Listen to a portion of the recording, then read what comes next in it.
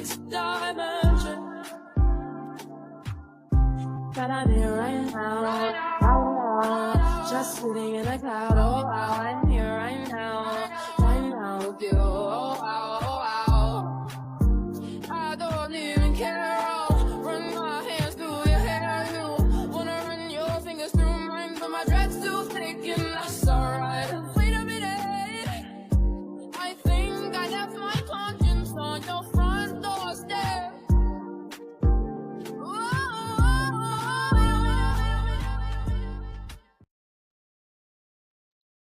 Hello, hello. If you are new here, my name is Kay Bly, and this is a slice of horror. It is time for our weekly recap of Godfather of Harlem, season 4. This week, we are on episode 3. And wow, what a start to the episode by introducing James Baldwin. I didn't know we was gonna get started with them having beef with each other. Okay? So we're at the book signing or whatever. They came to listen and he points them out like, hey, gangster drug dealer. And Bumpy called him out too and was just like, oh, we doing this in front of, colonizers? Like this is what we doing? When we're supposed to be uniting, we're gonna let them see this is what we are right now. And I understand James Baldwin is here for the people and the culture, wants to uplift people and frowns upon, selling drugs to our own. But Bumpy's not doing that no more. At least he ain't doing that right now. Bumpy is still set on living and walking the path that he feels Malcolm would have wanted him to be. And I think James needs to give him an opportunity to do so. Oh, good old Frank Lucas. Now we have all of this weight to move and ain't nowhere to move it to.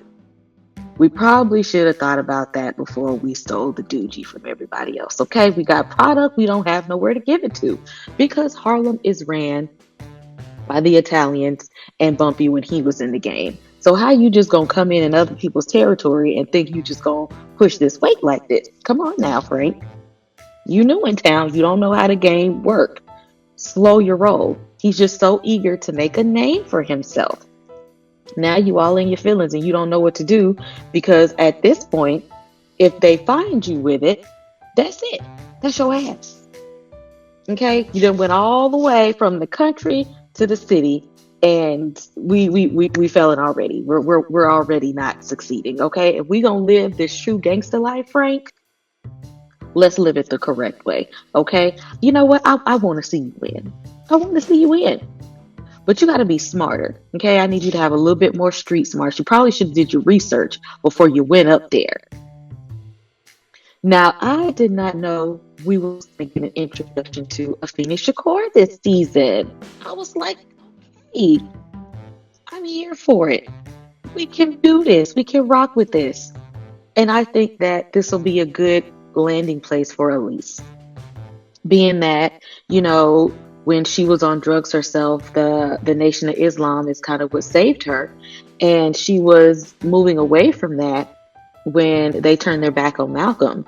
And she was still willing to be a part of the nation in some shape, form, or fashion, through Malcolm and his own teachings. And he was starting his own church and whatnot.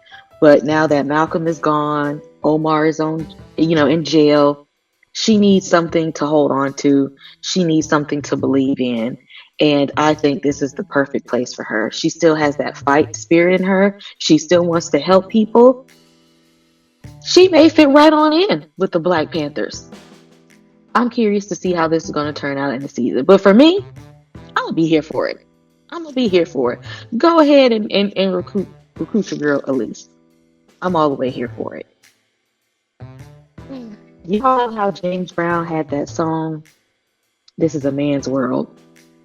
Well, Stella is filling that out now. Her father left her business seemingly, but did he really? Did he really?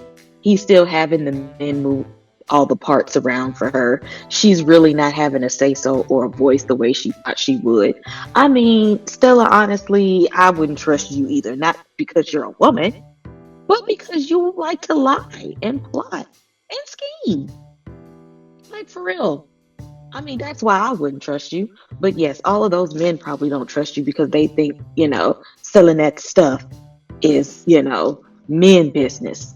And you're gonna have to work a little bit harder to prove yourself. You just are. They're not gonna hand you anything because you're Chin's daughter. They're not gonna hand you anything because you got a little money. They're not just gonna give the business over to you and trust your judgment and your calls with this. Because actually, right now, they're like, what happened to the product? Okay.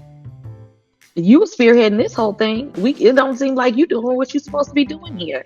So we're gonna have to go back to the drawing board, Stella, and make a name for yourself in a different manner. Because right now what you're doing is not working. It ain't working. You're gonna have to find a better way and make some moves out here in these streets. Because apparently you want your name out here bigger than Chin Gigante. Although you could have chosen any life you wanted to for yourself, you want to be a queen bee. I don't know why you want this life, but here we are. But since you want this life, you're going to have to take what comes with this life now, Stella. Bumpy, we still having financial problems.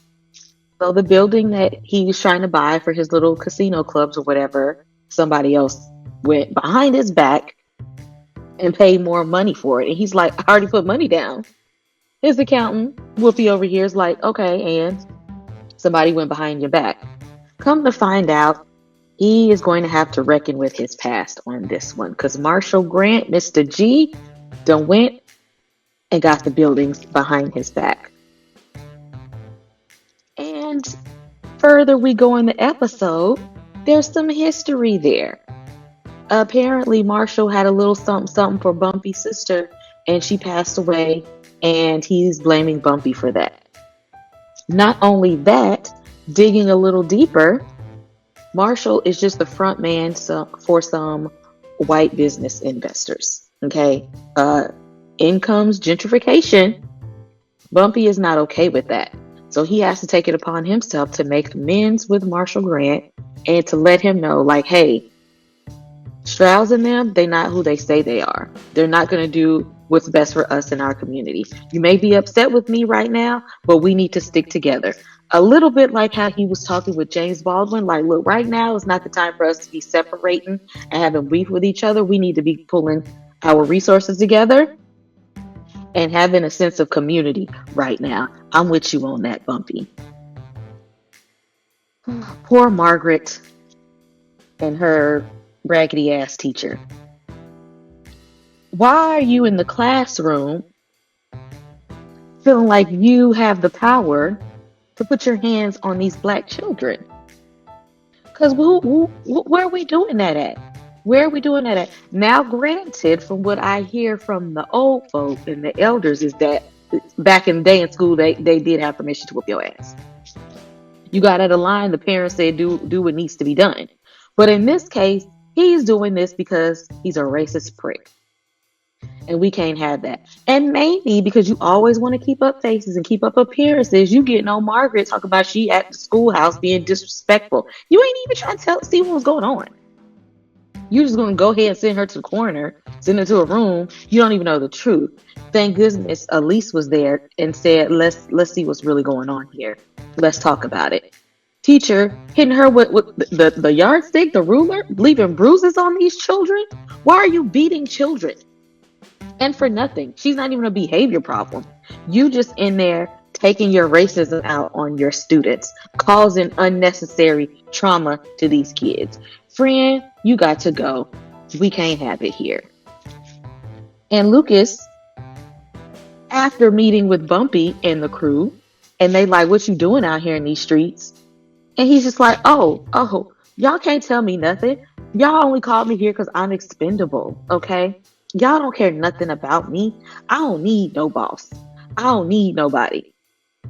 But yet he takes his behind over there to Joe Colombo. Well, you do need somebody, apparently, to push this weight that you got that you can't do nothing with. You need somebody.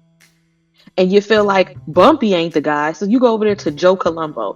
You don't know what Joe Colombo be up to. That ain't what you want, Frank. That ain't what you want. I said be smart, Frank. I said be smart. This is not smart. But you know what?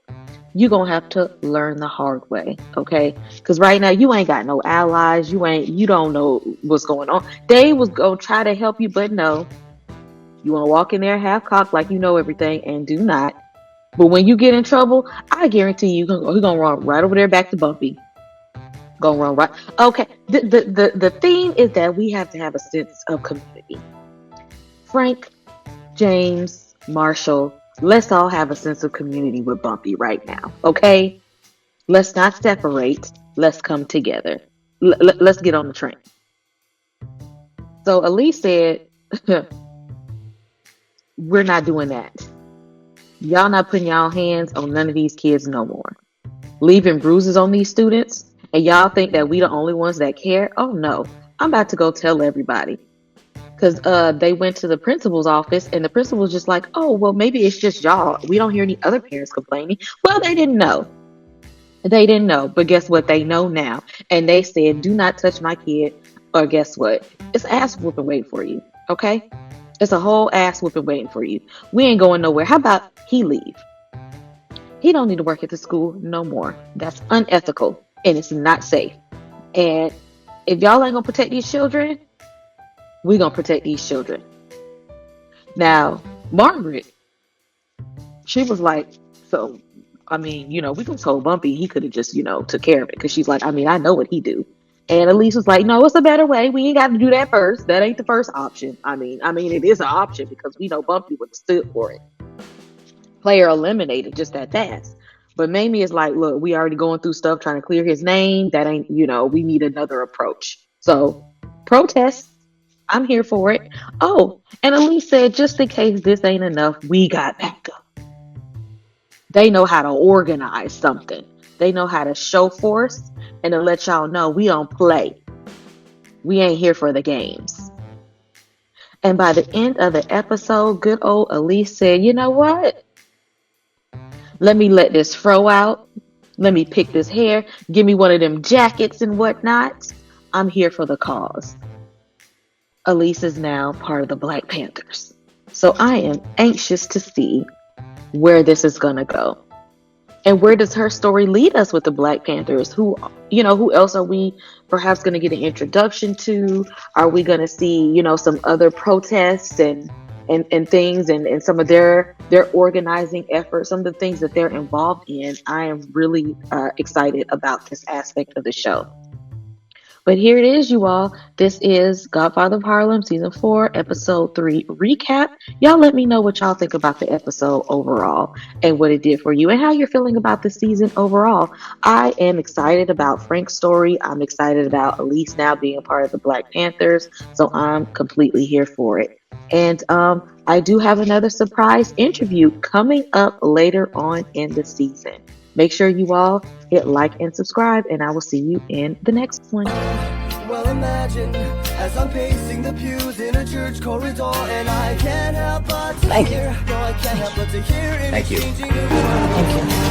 Thank you. What a beautiful wedding. Thank you. Thank you. What a shame. What a shame. Poor groom's bride. Thank you.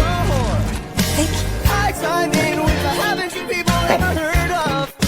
Closing a goddamn door, no, it's much better to face these kinds of things with a sense of voice and rationality. Haven't you people ever heard of? Thank you.